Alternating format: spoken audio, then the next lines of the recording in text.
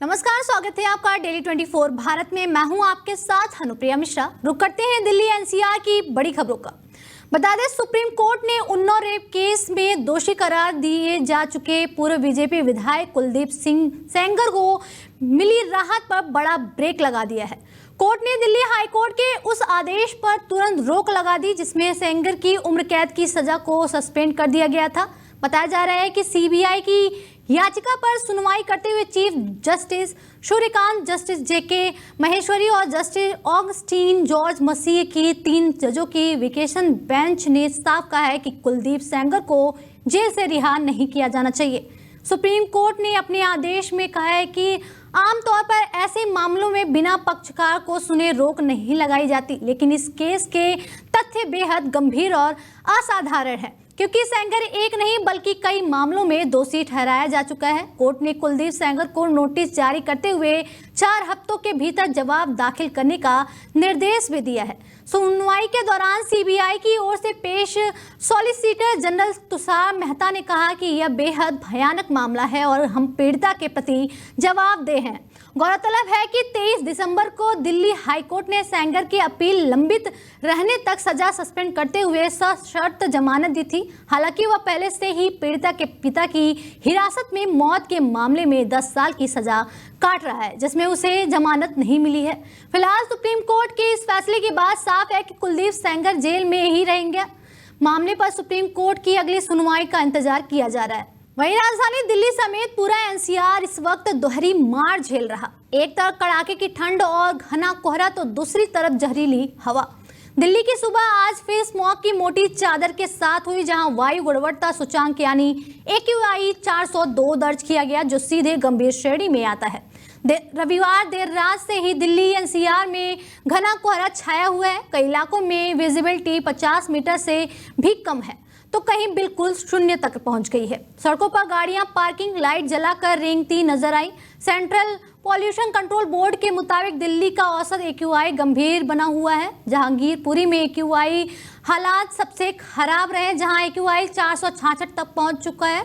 ITI Shahdara में 438, गाजियाबाद के लोनी में 427 और नोएडा के कई इलाकों में अभी भी AQI 200 के पार दर्ज किया गया है। हालात ऐसे हैं कि राहत की उम्मीद फिलहाल कम नजर आ रही है। हवा की रफ्तार थमी हुई है, जिससे प्रदूषण और ज्यादातर खतरनाक होता जा रहा है। उधर घने कोहरे का असर हवाई यातायात पर भी पड़ता नजर आ रहा है। दिल्ली एयरपोर्ट पर विजिबिलिटी घटकर सिर्फ 125 मीटर रह गई है। एयरपोर्ट प्रशासन ने कैट 3 परिस्थितियों में उड़ान संचालन की जानकारी दी है और यात्रियों को देरी या रद्द होने के लिए सतर्क रहने की सलाह दी है। कुल मिलाकर दिल्ली एनसीआर के लोगों के लिए यह सुबह सांस और सफर दोनों के लिए बेहद मुश्किल साबित हो रही है। अगली खबर दिल्ली से है। बता दें, राजधानी दिल्ली में गणतंत्र दिवस 2026 को लेकर सुरक्षा एजेंसियां हाई अलर्ट पर है। केंद्रीय एजेंसियों ने दिल्ली पुलिस समेत देश भर की सुरक्षा एजेंसियों को पार्किंग एरिया, पुरानी गाड़ियों की बिक्री और ड्रोन गतिविधियों पर कड़ी नजर रखने के निर्देश दिए हैं। बता दें, इम्प्रोवाइज्ड एक्सप्लोसिव डिवाइस यानी VBIED के खतरे को देखते हुए लंबे समय से खड़ी और लावारिस गाड़ियों की सख्त जांच के आदेश दिए गए हैं। साथ ही पुरानी गाड़ियों की खरीद फरोख्त में खरीदारों के वेरिफिकेशन और दस्तावेजों की जांच भी तेज करने को कहा गया है। सुरक्षा एजेंसियों का साफ संदेश है, गणतंत्र दिवस समारोह में किसी भी तरह की चूक बर्दाश्त नहीं की जाएगी। वहीं दिल्ली से एक दर्दनाक हादसे की खबर सामने आई है। उत्तर पश्चिमी दिल्ली के गुजरवाला इलाके में एक रेस्टोरेंट में प्लास्टिक शेड गिरने से 11वीं कक्षा के छात्र की मौत हो गई। मृतक छात्र अपने दोस्तों के साथ रेस्टोरेंट गया था, जहां छत पर चढ़ने के दौरान यह हादसा हुआ। पुलिस के मुताबिक छात्र प्लास्टिक शेड पर चढ़ गया, लेकिन शेड उसका वजन नहीं सह सका और टूटकर नीचे गिर गया।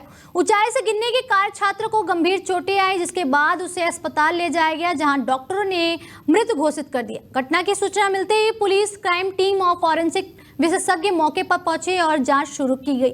वहीं मृतक के परिजनों ने इसे साजिश बताते हुए गहन जांच की मांग की है। पुलिस का कहना है कि दोस्तों के बयान दर्ज किए जा रहे हैं और सभी पहलुओं की जांच के बाद ही किसी नतीजे पर पहुंचा जाएगा। वहीं दिल्ली से बड़ी खबर सामने आ रही है। बता दें, दिल्ली सरकार ने शहर में बढ़ते आवारा कुत्तों की समस्या को देखते हुए एक अहम फैसला लिया है। अब राजधानी में आवारा कुत्तों की गिनती के लिए स्कूल टीचर्स की ड्यूटी लगाई जाएगी। इस आदेश में सरकारी ही नहीं बल्कि निजी स्कूलों के शिक्षक भी शामिल होंगे। शिक्षा निदेशालय की ओर से जारी आदेश के मुताबिक जिला शिक्षा अधिकारियों को नोडल अधिकारी बनाया गया है और चुने गए शिक्षकों की पूरी जानकारी पहले शिक्षा निदेशालय और फिर दिल्ली सरकार के मुख्य सचिव कार्यालय को भेजी जाएगी। शिक्षा निदेशालय का कहना है कि यह कदम लोगों खासकर बच्चों की सुरक्षा से जुड़ा है और सुप्रीम कोर्ट के 7 नवंबर 2025 के आदेश के तहत इसे बेहद जरूरी माना गया है। दरअसल दिल्ली में आवारा कुत्तों की संख्या लगातार बढ़ रही है, जिससे स्कूलों के आसपास बच्चों की सुरक्षा को लेकर चिंता बढ़ गई है।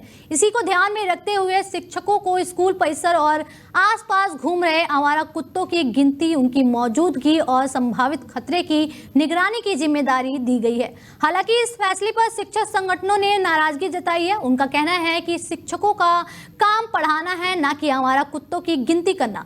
सोशल मीडिया पर भी इस आदेश को लेकर बहस तेज हो गई है। कुछ लोग इसे बच्चों की सुरक्षा के लिए जरूरी कदम बता रहे हैं, तो कुछ का मानना है कि सरकार को इसके लिए अलग स्टाफ या एजेंसी नियुक्त करनी चाहिए। बता दें, ग्रेटर नोएडा से इस वक्त की बड़ी और दर्दनाक खबर सामने आ रही है। सेंट्रल नोएडा के थाना बिसरख क्षेत्र में घरेलू कलेश ने एक पूरे परिवार को खत्म कर दिया।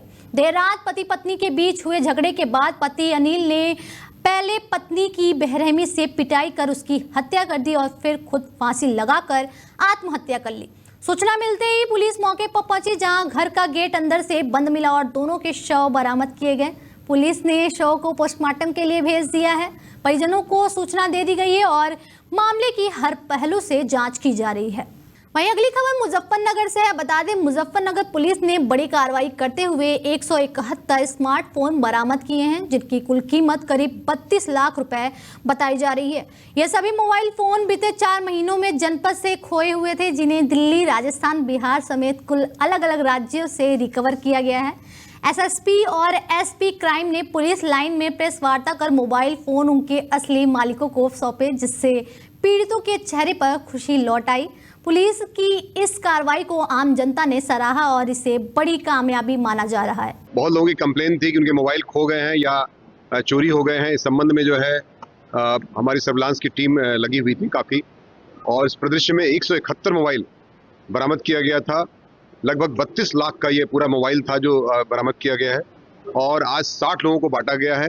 बाकी जो आपने देखा होगा कि महिलाएं विशेषकर आई हुई थी, जाड़े के दिन में भी महिलाओं को भी विशेषकर मोबाइल बांटा गया है जो उनका खोया हुआ था, और काफ़ी खुशी का माहौल था उनको। जो उनका खोया हुआ सामान, किसी का 1 साल, किसी का 2 महीना, किसी का 20 दिन, किसी का 25 दिन, किसी का 1.5 महीना, इस तरह से तमाम लोगों के मोबाइल खो गए थे, उनको बरामद हुए, उनको मिले हैं। निश्चित तौर से उन्हें एक खुशी की लहर आई है, और साथ ही साथ मेरी तरफ से उनको शुभकामनाएं भी। और साथ ही साथ मैंने ये भी कहा है कि मोबाइल का जो उद्देश्य है कि बच्चों को एक गार्जियन की तरह, अगर जो बच्चे हैं तो निश्चित तौर से उनको देखें गार्जियन की तरह कि वो बच्चे मोबाइल में क्या सर्च कर रहे हैं, क्या रिसर्च कर रहे हैं, और निश्चित तौर से उनसे एक जो कम्युनिकेशन है वो जरूर बना रहे। क्योंकि कई बार देखा जाता है कि मोबाइल के आधार पर कुछ घटनाएं भी हो जा रही हैं, कुछ बच्चे जो है रास्ते से भटक भी जा रहे हैं। तो मैं निश्चित तौर से आपके माध्यम से अपील करना चाहूँगा सभी गार्जियन से, जो मोबाइल जिनको यहाँ पर नहीं भी दिया जा रहा है, उनके लिए भी मेरी अपील है कि निश्चित तौर से गार्जियंस अपने बच्चों के मोबाइल जो दिए हुए हैं निश्चित वॉच करें, उनको निश्चित ऑब्जर्वेशन में उनको जरूर रखें। वहीं नोएडा सेक्टर 39 थाना पुलिस ने लाखों की चोरी का सनसनीखेज खुलासा किया है। इस वारदात को किसी बाहर के चोर ने नहीं बल्कि घर में सालों से काम रहे नौकर ने ही अंजाम दिया था।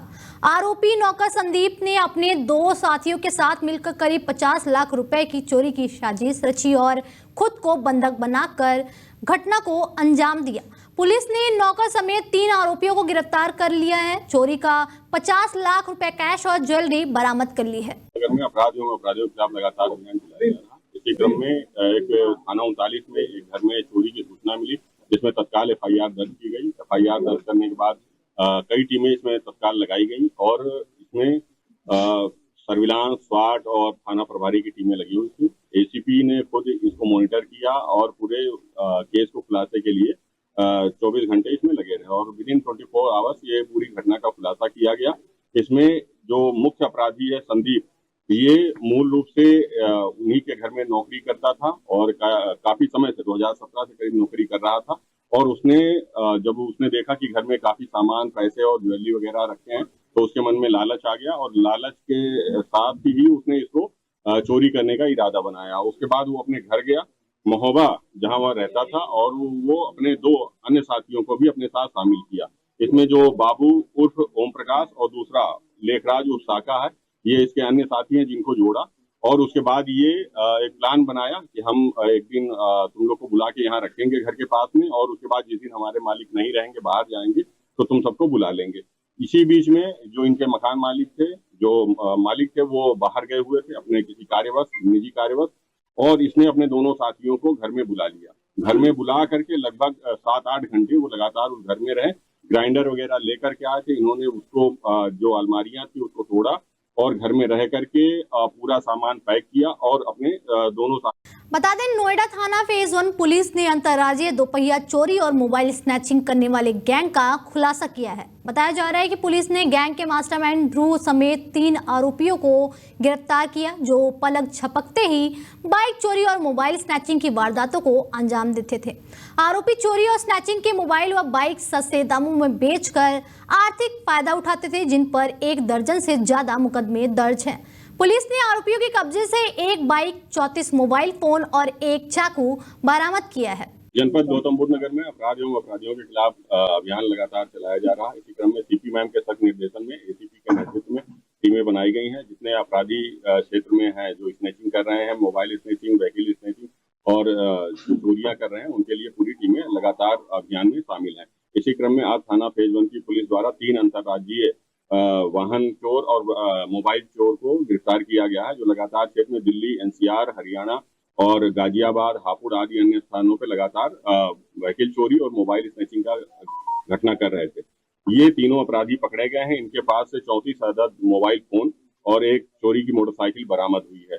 जब इनसे गहनता से पूछताछ की गई तो पता चला कि जो ध्रुव है ये इस गैंग का पूरा मास्टरमाइंड है, और उसके 2 अन्य साथी जो सगे भाई हैं, रवि और सागर, ये साथ में मिल करके चोरी के जगह से मोटरसाइकिल चोरी कर लिया करते थे। उसी से रेकी करके भीड़ भाड़ वाले स्थान, मॉल, मेट्रो के नीचे आदि अन्य स्थानों पे जहां पब्लिक का मूवमेंट रहता है, वहां जाया करते थे और उसके बाद वहां से लोगों के पास से मोबाइल स्नैचिंग कर लिया करते थे। अभी इनके पास से 34 मोबाइल बरामद हुए हैं।